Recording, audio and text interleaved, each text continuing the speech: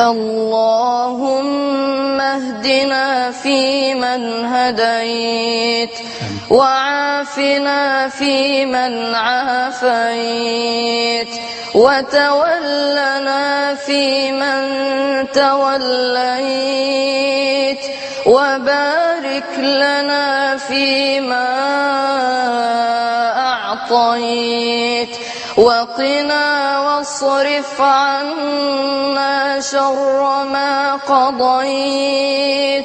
سبحانك تقضي بالحق ولا يقضى عليك، إنه لا يذل من واليت ولا يعز من عاديت. تباركت ربنا وتعاليت، فلك الحمد على ما قضيت.